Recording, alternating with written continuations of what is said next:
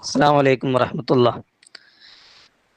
പ്രിയപ്പെട്ടവരെ, ചർച്ചകളൊക്കെ സജീവമായിട്ട് നടന്നുകൊണ്ടിരിക്കുന്നുണ്ട്. പിന്നെ താഹിർ ഫൈസി, ബട്ടാകൽ കുഞ്ഞാണി, ബാബു സലാം, പിന്നെ ജാഫർ വാഫിൻ്റെ പോസ്റ്റ് ഡിലീറ്റ് ആക്കിയാണ്.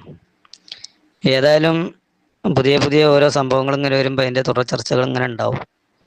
ഈ ചർച്ചകളെ സംബന്ധിച്ച് പറയുകയാണെങ്കിൽ പണ്ട് കേരള കോൺഗ്രസിനെ പറ്റി പറയുന്ന മാതിരി വളരും തോറും പിളരും, പിളരും തോറും വളരും എന്ന മാതിരിയാണ്. പിന്നെ ചർച്ച ചെയ്യുന്നിടത്തോളം അകലം കൂടും, അകലം കൂടുന്നിടത്തോളം ചർച്ച തുടരും. ആ രീതിയെ ചർച്ചക്ക് ഉണ്ടാവുള്ളൂ. പക്ഷേ ആ കാര്യത്തിൽ കൂടുതൽ ചർച്ചക്ക് വരില്ല.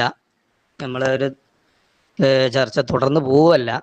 പല സംഭവങ്ങൾ നമ്മളിതിൻ്റെ പിന്നാലെ ഒരു 4-5 കൊല്ലം ഇങ്ങനെ പിന്നെ ഈ സമസ്തൻ്റെയും വാഫി വഫിയ വഹാബി ഇങ്ങനത്തെ കാര്യങ്ങളൊക്കെ നമ്മൾ ഫോളോ ചെയ്യുന്ന ഒരാൾ എന്നുള്ള നിലക്ക് ഇതിൽ കുറച്ച് കാര്യങ്ങൾ നമ്മൾ മനസ്സിലാക്കണം. ഇതിലിപ്പോൾ ഒരു 90% മുസ്ലിം ലീഗർ തന്നെ ഉള്ളൂ. 90-95% മെമ്പർഷിപ്പ് കൊണ്ട് മുസ്ലിം ലീഗരും പിന്നെ സമസ്തക്കാരാണെങ്കിലും മുസ്ലിം ലീഗരും അതിന് വോട്ട് ചെയ്യണമല്ലൊക്കെ തന്നെ ഉള്ളൂ. ഇനിയിപ്പോൾ എത്ര പരസ്യങ്ങൾ വന്നാലും തെരഞ്ഞെടുപ്പ് വരുമ്പോൾ കോണിക്ക് വോട്ട് ചെയ്യാന്നല്ലാതെ വേറെ എന്തിനു വോട്ട് ചെയ്യണമല്ലോ അവിടെ ഉള്ളത്?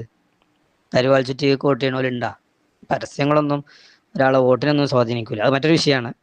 പക്ഷേ ഈ കാര്യത്തിൽ ഈ മുജാഹിദ് പിന്നെ സംബന്ധമായ കാര്യങ്ങളിലെ സമസ്ത ഒരു നിലപാടെടുക്കുമ്പോൾ ഇപ്പം നിലവിലുള്ള സാഹചര്യം അനുസരിച്ച് സമസ്തൻ്റെ ഭാഗത്തുനിന്ന് വഹാബീസത്തിനെതിരെ നിലപാടെടുക്കുമ്പോൾ അതിനെ പ്രതിരോധിക്കാൻ മുസ്ലിം ലീഗിലെ അല്ലെങ്കിൽ യൂത്ത് ലീഗിലെ ആൾക്കാർ വരുന്നത് എന്തിനാണെന്നുള്ളതാണ് നമുക്ക് മനസ്സിലാവാത്തത്. അതൊരു നമ്മളെല്ലാവരും ചിന്തിക്കേണ്ട കാര്യമാണത്. മുസ്ലിം ലീഗിലുള്ളവരൊക്കെ 90% ഇപ്പോൾ ഈ ഗ്രൂപ്പിലുള്ളവരൊക്കെ സുന്നികളാണ്. സുന്നികൾ എന്ന് പറഞ്ഞാൽ സമസ്തയിൽ നിന്ന് പഠിച്ചിട്ടുണ്ടായവർ, സമസ്ത ഉണ്ടാക്കിയ മദ്രസകളിൽ നിന്ന് പഠിച്ച് ദീനും കാര്യങ്ങളൊക്കെ പഠിച്ചവരാണ്. അപ്പോൾ അവർക്ക് കമ്മിറ്റ്മെൻ്റ് ഉണ്ടാവേണ്ടത് 100% സുന്നിസത്തോട് തന്നെയാണ്. അത് ഞാൻ ഈ ഗ്രൂപ്പിലത്തെ മാത്രം പറയില്ല കേട്ടോ. നമ്മളിപ്പോൾ ഒരു വഹാബി സംബന്ധമായ കാര്യങ്ങൾ പറഞ്ഞാൽ അതിനെ പ്രതിരോധിക്കാൻ മുസ്ലിം ലീഗിൻ്റെ പ്രവർത്തകർ വരാൻ പാടില്ല. ശരിക്കും ഇപ്പോൾ ഈ പിന്നെ ഹക്കീം ഫൈസിൻ്റെ വിഷയത്തിൽ തന്നെ സംഭവിച്ചത് ആ ഒരു സംഭവമാണ്. എന്താന്ന് വെച്ചാൽ പിന്നെ ഈ മുസ്ലിം ലീഗ് അന്ന് ഒരു കണിശമായ ഒരു സ്റ്റാൻഡ് അന്ന് എടുത്തിരുന്നെങ്കിൽ, എൻ്റെ വ്യക്തിപരമായ അഭിപ്രായമാണ്, മുസ്ലിം ലീഗ് അന്നൊരു കണിശമായ ഒരു സ്റ്റാൻഡ് ഈ കാര്യത്തിൽ അന്ന് എടുത്തിരുന്നെങ്കിൽ സമസ്തൻ്റെയും മുസ്ലിം ലീഗിൻ്റെ ഇടയിലുള്ള ഈ പ്രശ്നങ്ങൾ ഇങ്ങനെ വഷളാവില്ലായിരുന്നു. എന്താന്ന് ലീഗ് എടുക്കേണ്ട നിലപാട് എന്തായിരുന്നു? സമസ്ത ഈ CAC വിഷയത്തിൽ മാത്രം സമസ്ത ഈ CAC വിഷയത്തിൽ 3 വർഷം ഈ ഹക്കീം ഫൈസിന്റെ പിന്നാലെ നടന്നതാണ്. ജാഫർ വാഫിനോട് ക്ഷമിക്കണം, എല്ലാ വാഫികളെ പറ്റിയല്ല പറയണത്. സമസ്തയോട് ചേർന്ന് നിൽക്കണ, സമസ്തന്റെ മദ്രസയിൽ പഠിപ്പിക്കണ, സമസ്തന്റെ എല്ലാമായി പ്രവർത്തിക്കുന്ന ഒരുപാട് വാഫികളുണ്ട്, ജാഫർ വാഫി അടക്കം. പക്ഷെ ഈ കാര്യത്തിൽ പിന്നെ ഈ ഹക്കീം ഫൈസിന്റെ കാര്യത്തിൽ സമസ്തക്ക് യാതൊരു തെറ്റും പറ്റിയിട്ടില്ല, 2 കാരണങ്ങളാലും. എന്താണെന്ന് വെച്ചാൽ അത് മുമ്പ് ഞാൻ പിന്നെ ചില ഉദവികളോട് സംസാരിച്ചപ്പോഴും ഉദവികൾ പറഞ്ഞാൽ എന്താ പറയുക, അന്ന് ഹക്കീം ഫൈസിക്ക് ഒന്ന് താന്ന് കൊടുത്താൽ മതിയായിരുന്നു, അവിടെ തീരുന്ന പ്രശ്നം. എന്താ സംഭവിച്ചത്? ഹക്കീം ഫൈസിനോട് പിന്നെ സമസ്ത മുഷാവറ 3 കൊല്ലം ഹക്കീം ഫൈസിന്റെ പിന്നാലെ നടക്കും. ഈ ഹക്കീം ഫൈസിയാക്കിയത് സമസ്തയാണ്. വാഫി വഫിയ സംവിധാനങ്ങൾ തുടങ്ങാൻ കാരണം സമസ്തയാണ്. ഒക്കെ സമസ്ത പ്രൊമോട്ട് ചെയ്ത സ്ഥാപനങ്ങളല്ലേ. നമ്മളെ ചുറ്റുപാട്ടിൽ നിന്നും നമ്മളെ നാട്ടിൽ നിന്നും നമ്മളെ മക്കളെയും നമ്മളെ കുടുംബക്കാരൊക്കെ ഈ വാഫി കോഴ്സിന് ചേർക്കാനും ഹുദവി കോഴ്സിന് ചേർക്കാനൊക്കെ കാരണം അത് സമസ്ത സപ്പോർട്ട് ചെയ്യണ ഒരു സുന്നത്ത് ജമാഅത്തിന്റെ ആശയ സംവിധാനങ്ങളാണെന്നുള്ള നിലക്കല്ലേ. അപ്പം ആ സമസ്ത ഹക്കീം ഫൈസിനെ വിശ്വാസപരമായിട്ട് സ്ഥാപനങ്ങളെ ഏൽപ്പിച്ചു. പക്ഷെ ഹക്കീം ഫൈസി അത് വേണ്ട രീതിയിൽ കൈകാര്യം ചെയ്യാതെ വേറെ റൂട്ടിലൂടെ കൊണ്ട് എത്തിച്ചപ്പോൾ സമസ്ത ഇടപെട്ടിട്ട് അദ്ദേഹത്തിനോട് അതിന് പിന്തിരിയാണെന്ന് പറഞ്ഞു. ഒറ്റ ഉദാഹരണം മറ്റേ കല്യാണത്തിന്റെ പ്രായത്തിന്റെ വിഷയമാണ്. ആ പ്രായത്തിന്റെ വിഷയം പിന്നെ സമസ്തന്റെ മുന്നിൽ വരികയും മുസ്ലിം ലീഗും സമസ്തയും കേരളത്തിലെ എല്ലാ സുന്നി സംഘടനകളും മുസ്ലിം സംഘടനകളും കേന്ദ്ര സർക്കാരിന്റെ വിവാഹ നിയമത്തിനെതിരെ, ഈ പ്രായം ഫിക്സ് ആക്കുന്ന നിയമത്തിനെതിരെ പോരാടുക സമരത്തിൽ. അതേസമയം സമസ്ത സപ്പോർട്ട് ചെയ്യണ സമസ്തന്റെ അണ്ടറിലുള്ള CAC വാഫി സംവിധാനത്തിൽ ഒരു പെൺകുട്ടിക്ക് കല്യാണം കഴിക്കണമെങ്കിൽ പ്രായം നിശ്ചയിക്കാം, 18 കഴിയണം, അതിൽ കോഴ്സ് പൂർത്തിയാക്കണവരെ വെയിറ്റ് ചെയ്യണം, കല്യാണം കഴിക്കാൻ പാടില്ല എന്ന് നിയമം പാസ്സാക്കുക. ആ നിയമം പിൻവലിക്കണം എന്ന് സമസ്ത CACന്റെ മുന്നിൽ വെച്ചു.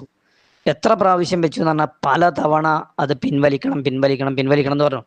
പക്ഷേ CAC പിൻവലിച്ചില്ല എന്ന് മാത്രമല്ല, ഹക്കീം ഫൈസിയെ പിടിച്ച പിടിയിൽ അടന്നു. അത് മുസ്തഫൽ ഫൈസി പറയുന്നുണ്ട് ലാസ്റ്റ്. ഇതിൽ 2 കാര്യമാണ് പറഞ്ഞത്. വഫി അതായത് വാഫി സംവിധാനം അല്ലെങ്കിൽ ഹക്കീം ഫൈസി അടക്കമുള്ളവർ സമസ്തയിൽ നിന്ന് പുറത്തായ സമയത്ത് പ്രചരിപ്പിച്ചൊരു പ്രചരണം ഉണ്ടല്ലോ, പാണക്കാട് തങ്ങന്മാരോട് സമസ്തയിലുള്ളവർക്ക് അസൂയാണ്. വളരെ തെറ്റായ ഒരു ഇത്. അത് പിന്നീട് അത് ആ സംഭവങ്ങളൊക്കെയാണ് ഇത്തരം വഷളാകുന്ന ഒരു അവസ്ഥയിലേക്ക് എത്തിയത്. ഞാൻ ആ കാര്യം പറയാം. അതായത് CACന്റെ മുന്നിൽ ഈ വിഷയം വന്നപ്പോൾ പിന്നെ ലാസ്റ്റ് ഹൈദർലി ശിഹാബ് തങ്ങൾ മുഷാവറയിലുള്ള സമയമാണത്. ഹൈദർലി ശിഹാബ് തങ്ങളുടെ അവസാന മുഷാവറയിലും അദ്ദേഹം പങ്കെടുത്ത അവസാന മുഷാവറയിലും ഈ സംഗതി വന്നു. ആ സമയത്ത് പിന്നെ മുസ്തഫൽ ഫൈസി എണീറ്റെന്ന് പറഞ്ഞിട്ടേ, തങ്ങൾക്ക് സുഖമില്ല, നിങ്ങളാരും തങ്ങളെ ഇടങ്ങറാക്കരുത്. സമസ്തന്റെ അഭിപ്രായം CIC ആ നിയമം പിൻവലിക്കണം എന്നാണ്. എന്നാൽ CICയോ അത് പിൻവലിക്കണ കൂട്ടം കാണുന്നില്ല. അപ്പം എന്ത് ചെയ്യണം? ഒന്നുകിൽ നിങ്ങൾ തങ്ങളെ ഇടങ്ങറാക്കരുത്, ഹൈദർലി തങ്ങൾക്ക് സുഖമില്ലാത്ത സമയമാണ്, നിങ്ങൾ ഇടങ്ങറാക്കരുത്. ഒന്നുകിൽ സമസ്ത ആ അഭിപ്രായം പിൻവലിക്കുക, ഞങ്ങൾക്ക് അങ്ങനെ ഒരു തീരുമാനമില്ല എന്നുള്ളത് പിൻവലിക്കുക, അല്ലെങ്കിൽ CIC അത് അംഗീകരിക്കുക. അപ്പോൾ ഹൈദർലി ശിഹാബ് തങ്ങൾ പറഞ്ഞത്രേ, മുസ്തഫൽ ഫൈസിന്റെ ആ വീഡിയോ യൂട്യൂബിൽ ഇപ്പോഴും കിട്ടും, ആർക്കും സെർച്ച് ചെയ്താൽ കിട്ടും. അപ്പോൾ ഹൈദർലി ശിഹാബ് തങ്ങൾ പറഞ്ഞത്രേ, ആ സമസ്ത നിയമം പിൻവലിക്കണ്ട, ഞാൻ CICനോട് പറഞ്ഞ് പിൻവലിപ്പിച്ചോളാം.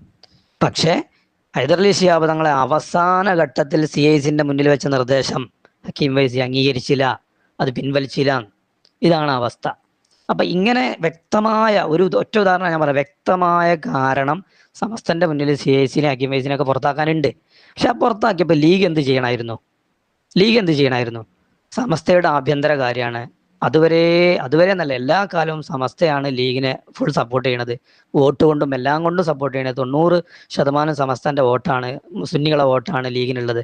അപ്പൊ ആ ഒരു ധാരണ വെച്ച് ഈ ഹക്കീം ഫൈസിനെ പുറത്താക്കിയ സമയത്ത് ലീഗ് ഒരു സംയമനം പാലിക്കണമായിരുന്നു. നന്നായിട്ട് ഇത് അങ്ങോട്ട് പോരി, ഞങ്ങൾ അന്ന് KM ഷാജിന്റെ ഒരു പ്രസ്താവന ഉണ്ടായിരുന്നു, അങ്ങനെ പുറത്താക്കാൻ പറ്റുമോ. അപ്പൊ ആ ഒരു മുക്കൂട്ട് മുന്നണി ഉണ്ടല്ലോ, ആ KM ഷാജി, ഹക്കീം ഫൈസി, ഇങ്ങനത്തെ ഉള്ള ചില ആ ഒരു സംഭവം അവിടെയാണ് പേച്ചത്. പിന്നെ എന്ത് സംഭവിച്ചു എന്ന് ചോദിച്ചാല്, പിന്നെ സമസ്ത പുറത്താക്കിയ ഉടനെ തന്നെ യൂത്ത് ലീഗിന്റെ എല്ലാ ഓഫീസും വാഫിക്ക് സംവിധാനങ്ങൾക്ക് യോഗം ചേരാൻ വിട്ടുകൊടുത്തു. എല്ലാ ഓഫീസ് കേരളത്തിൽ മലപ്പുറം ജില്ലയിലൊക്കെ പല ഓഫീസുകളും ഇങ്ങനെ വാഫിന്റെ ക്യാമ്പസ്, അതുപോലെ അതിന്റെ യോഗങ്ങൾ, യൂത്ത് ലീഗ് ഓഫീസ് അങ്ങനെ. അപ്പൊ അന്ന് അങ്ങനെ ഒരു നിഷ്പക്ഷമായ നിലപാട് സ്വീകരിക്കുകയും, സമസ്തന്റെ ഒരു ആഭ്യന്തര കാര്യമല്ലേ, അതൊരു തീരുമാനമാണ് അവരെ ഈ മുസ്തഫൽ ഹക്കീം ഫൈസിനെയും CICനെയും അവിടെ നിൽക്കട്ടെ എന്നുള്ള ഒരു സ്റ്റാൻഡ് അന്ന് ലീഗ് എടുത്തിരുന്നെങ്കിൽ ഇന്ന് ഇക്കാണുന്ന രീതിയിൽ ഇങ്ങനെ വഷളാവില്ലായിരുന്നു ഈ പ്രശ്നങ്ങൾ. പൊട്ടിച്ച വെടിയാണ് ഈ ഹക്കീം ഫൈസി പൊട്ടിച്ച വെടിയാണ്. എന്താ പറയുക, ഇപ്പൊ സമസ്തയിൽ നിന്ന് പുറത്താവുകയാണെന്ന് കണ്ടപ്പോൾ ഒരു വെടി പൊട്ടിച്ചിട്ടാ പോയത്. എന്ത്, പാണക്കാട് തങ്ങളോട് സമസ്തക്കാർക്ക് അസൂയാണെന്നൊന്നും പറഞ്ഞു സമസ്തനെ ഇടതുപക്ഷത്തിനോട് അടുപ്പിക്കാൻ വേണ്ടി അതിൽ കുറെ ആൾക്കാർ ശ്രമിക്കണം. ഈ രണ്ട് വെടിയും മുസ്ലിം ലീഗിനെ പാട്ടിലാക്കാൻ വേണ്ടിയിട്ടായിരുന്നു, മുസ്ലിം ലീഗിനെ പിടിക്കാൻ വേണ്ടിയിട്ടായിരുന്നു. അത് യൂത്ത് ലീഗിലും മുസ്ലിം ലീഗിലും നല്ല സ്വാധീനം ചെലുത്തുകയും ചെയ്ത് എല്ലാ സംവിധാനങ്ങളോടും കൂടി ഹക്കീം ഫൈസിന് അങ്ങനെ വേദി കൊടുത്തു, വാരിപ്പുണർന്നു. അതുകൊണ്ട് തന്നെ എന്താ, ഇവർക്കൊരു ധൈര്യമായി. അതായത് സമസ്തയിൽ ഛിദ്രത ഉണ്ടാക്കാൻ കാരണമായി ഈ സംഭവം. ഇനിയിപ്പോ സമസ്ത കൈവിട്ടാലും വേണ്ടില്ല, ഞങ്ങൾക്ക് ലീഗ് ഉണ്ടല്ലോ എന്നൊരു തോന്നൽ അവർക്കുണ്ടായി. ആ ഒരു തോന്നലിൽ നിന്നാണ് ഇന്ന് ഈ കാണുന്ന പ്രശ്നങ്ങൾ വരെ സംഭവിക്കുന്നത്. ഇവ പറഞ്ഞിട്ട് കാര്യമില്ല. അപ്പോൾ ഈ കാര്യത്തിൽ അന്ന് ലീഗ് ഒരു നിഷ്പക്ഷമായ, അന്ന് ഇപ്പോൾ KT ജലീൽ മുസ്ലിം ലീഗിൽ ആരായിരുന്നു? യൂത്ത് ലീഗിന്റെ നമ്പർ 1 ഐക്കണായിരുന്നില്ലേ? നമ്മളെ കരേക്കാട് വരെ വന്നതിന് മുമ്പ് എന്തൊരു രസമുള്ള പ്രഭാഷണമായിരുന്നു. പക്ഷെ ലീഗിന്റെ ആഭ്യന്തര കാര്യങ്ങൾ വന്നപ്പോൾ അന്വേഷണാത്മകമായി അവർക്ക് ബോധ്യപ്പെട്ടപ്പോൾ ഏത് ഐക്കണായും കാര്യമില്ല, KT ജലീലിനെ പുറത്താക്കി. ആ പുറത്താക്കിയ സമയത്ത് സമസ്തയിൽ ഒരാൾ അങ്ങനെ പുറത്താക്കാൻ പറ്റുമോ എന്ന് പറഞ്ഞിട്ട് ആ സമയത്ത് KT ജലീലിന് എല്ലാ വേദിയും കൊടുത്ത് ഇങ്ങനെ സഹകരിച്ചാൽ ലീഗിന്റെ അനുഭവം എന്തായിരിക്കും, അല്ലെങ്കിൽ ലീഗിന്റെ പ്രതികരണം എന്തായിരിക്കും? അപ്പൊ അത് ചെയ്യാൻ പാടില്ലാത്തൊരു കാര്യം മുസ്ലിം ലീഗിന്റെ ഭാഗത്തുനിന്ന് ഉണ്ടായി. ആ കാര്യത്തിൽ അങ്ങനെ ആ ഒരു പിടുത്തം, അതായത് പിന്നെ ഹക്കീം ഫൈസി എറിഞ്ഞ കയറ് മുസ്ലിം ലീഗ് നന്നായിട്ട് പിടിച്ചു. അതുകൊണ്ട് തന്നെ സുരക്ഷിതമായിട്ട് ഇനിയിപ്പോൾ സമസ്ത തള്ളി പറഞ്ഞാലും വേണ്ടില്ല, സമസ്ത എന്ത് ചെയ്താലും വേണ്ടില്ല, ഞങ്ങൾക്ക് ലീഗ് ഉണ്ടല്ലോ എന്നുള്ള ആ ഒരു തോന്നുന്നു. അവിടെയാണ് പ്രശ്നം പറ്റിയത്.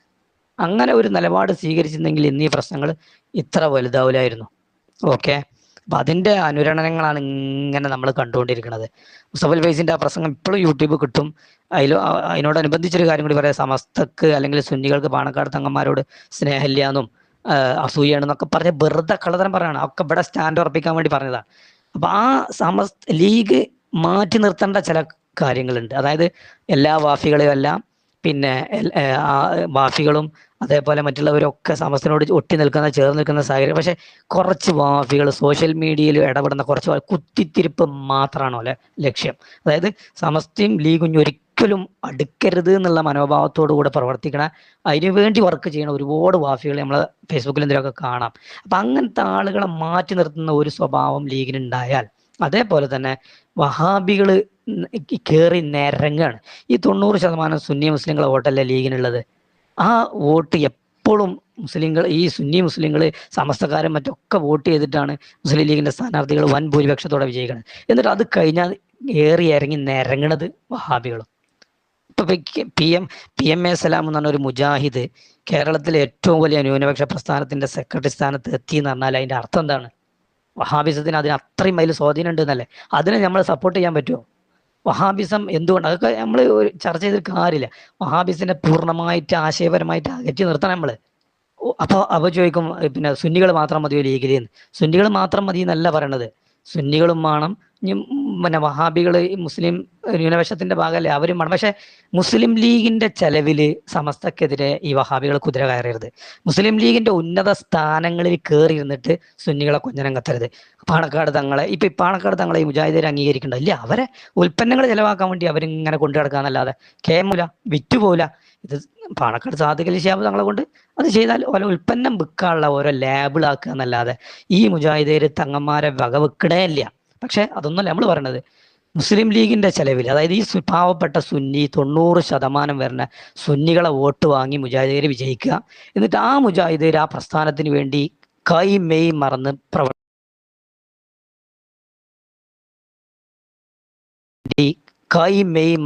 പ്രവർത്തിക്കുക.